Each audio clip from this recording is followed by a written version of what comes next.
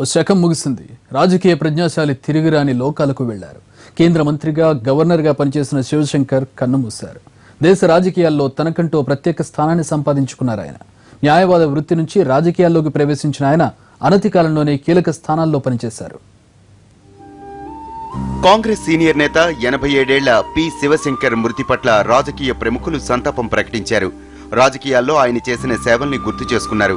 1929 August 10న Hyderabad జిల్లా మామిడిపల్లిలో జన్మించిన శివశంకర్ అమృత్సర్ హిందూ కాలేజీలో BA, ఉస్మానియా లా కాలేజీలో న్యాయవాద డిగ్రీ తీసుకున్నారు. 1955 జూన్ 2న లక్ష్మీబాయితో వివాహం అయింది.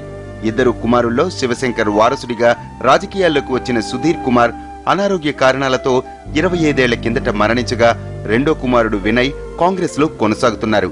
1974-75 మధ్య హైకోర్టు న్యాయవాదిగా ప్రాక్టీస్ చేసిన శివశంకర్ ఎమర్జెన్సీ కాలంలో నాటి ప్రధాని ఇందిరాగాంధీకి సలహాదారుడిగా ఉన్నారు.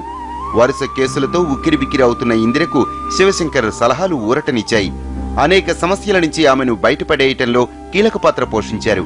దానికి కృతజ్ఞతగా 1979లో సికింద్రాబాద్ ఎంపీ సీటును శివశంకర్కు ఇచ్చారు ఇందిరా. ఇక అప్పట్నుంచి రాజకీయాల్లో తిరుగులేని శక్తిగా మారారు. రాజీవ్ గాంధీ మంత్రివర్గంలో విదేశీ వ్యవహారాలు, మానవ వనరుల అభివృద్ధి శాఖ మంత్రిగా సేవలందించారు. ఈ పదవులతో పాటు 1987-88 మధ్య ప్లానింగ్ కమిషన్ డిప్యూటీ చైర్మన్ గా పనిచేశారు. 1989-91 మధ్య రాజ్యసభలో ప్రతిపక్ష నేతగా వ్యవహరించారు శివశంకర్. 1994లో సిక్కిం గవర్నర్ గా, 1995 నుంచి 96 మధ్య కేరళ గవర్నర్ గా బాధ్యతలు నిర్వర్తించారు.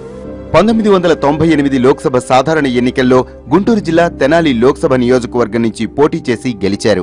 2004 ఎన్నికల్లో పార్టీ టికెట్లు అమ్ముకుంటోందని ఆరోపిస్తూ రాజీనామా చేశారు.